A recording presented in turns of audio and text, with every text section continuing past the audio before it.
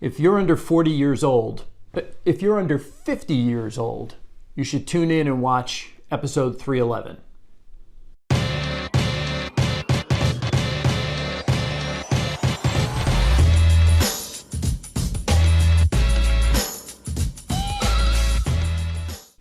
Welcome to the Mullooly Asset Show. I'm your host, Tom Mullooly, and this is episode number 311. Thanks for tuning in. I had a conversation this week with a fella who's putting money away for retirement. He's not quite 40 years old, and he works in a job where he can retire after 20 years. So he was quick to point out that he can retire, that magic word, he can retire in 5 or 6 years when he's going to be 43 or 44. So he was unhappy with the way the market was going this year, and his quote to me was, "Hey, I've added $20,000 to my retirement plan this year and it evaporated in about 5 weeks. I want to know what the plan is to get back on track or to make up these losses."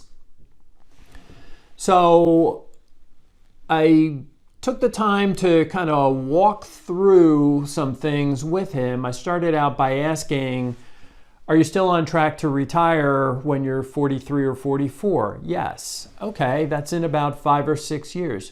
Do you plan on tapping into this money in 5 or 6 years? And his answer was no. And he added, I hope I never tap into this money. Okay, now we're going somewhere. So I kind of shifted the conversation and I said, hey, we recently planted some trees in our backyard. It's going to take a long time for them to grow. But we're hoping in 3, 4, 5 years that these trees that we planted provide a nice hedge for our yard.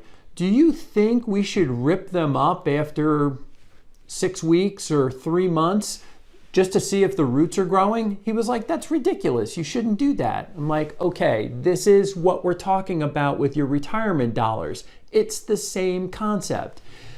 These trees are going to provide shade for us over the next 20 years, 30 years, 40 years.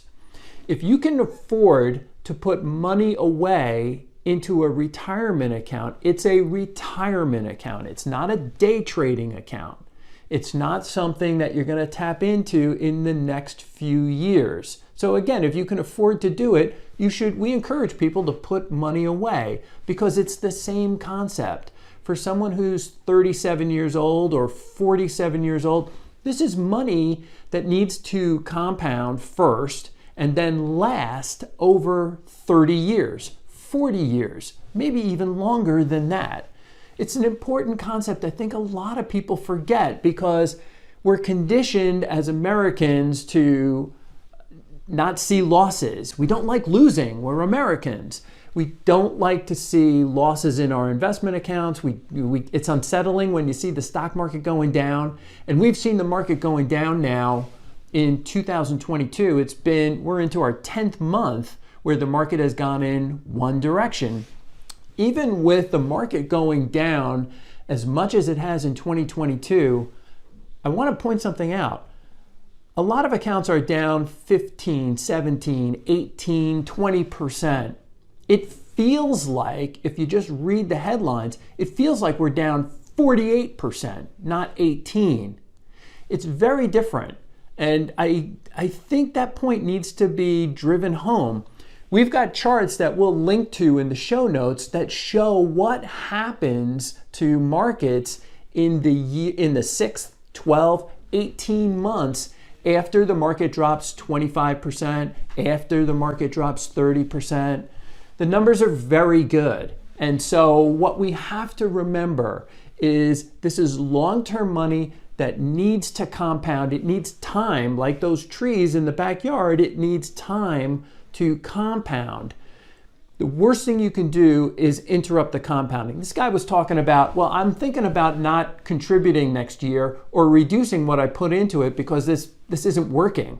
That is probably the worst decision that this guy could make. When prices are depressed like this, you are getting a free shot to add more money to something that is going to grow like crazy over the next 5, 10, 15, 20 years. Don't interrupt the compounding. It's very, very important that you take away that short-term vision with retirement dollars. With other accounts, yeah, of course you should be focused on what's happening day to day. But for long-term money, don't interrupt the compounding.